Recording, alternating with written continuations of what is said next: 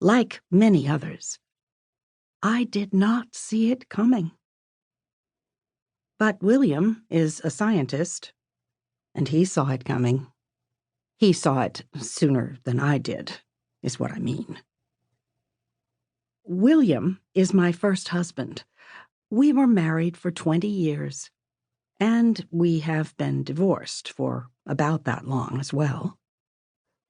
We are friendly. I would see him intermittently. We both were living in New York City, where we came when we first married. But because my second husband had died, and his third wife had left him, I had seen him more this past year. About the time his third wife left him, William found out that he had a half-sister in Maine. He found it out on an ancestry website.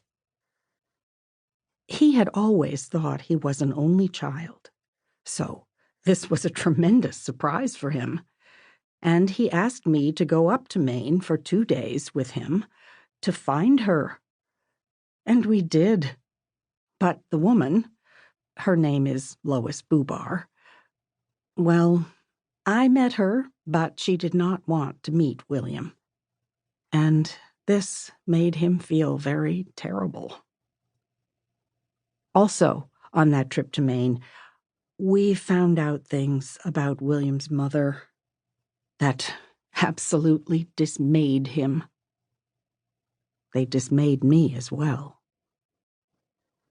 His mother had come from unbelievable poverty, it turned out, even worse than the circumstances I had come from. The point is that 2 months after our little trip to Maine, William asked me to go to Grand Cayman with him, which is where we had gone with his mother, Catherine, many, many years before. And when our girls were small, we would go there with them, and with her too. The day he came over to my apartment to ask me to go with him to Grand Cayman, he had shaved off his huge mustache and also cut his full white hair very short.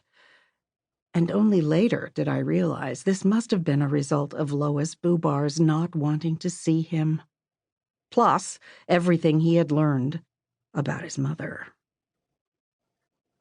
He was 71 years old then, but he kind of, I think, must have been plunged into some sort of midlife crisis, or older man crisis, with the loss of his much younger wife moving out and taking their 10-year-old daughter, and then his half-sisters not wanting to see him, and his finding out that his mother had not been who he'd thought she had been.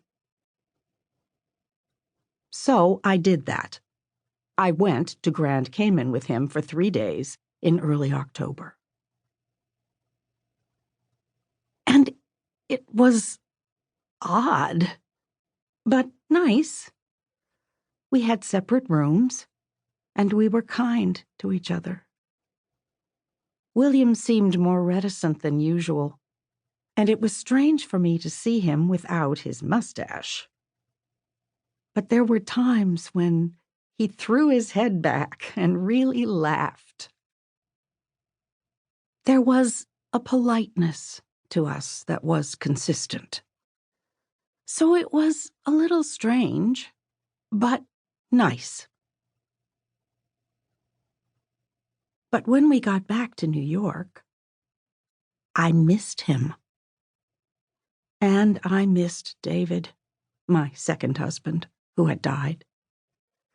I really missed them both, David especially. My apartment was so quiet.